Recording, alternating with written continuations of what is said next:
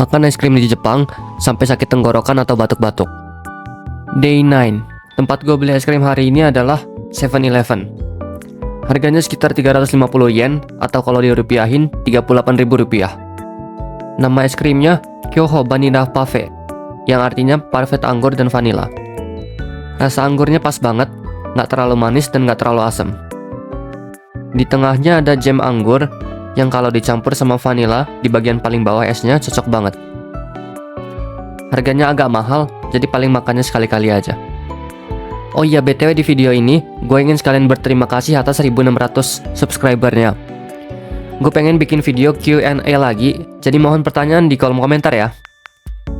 ご視聴ありがとうございました。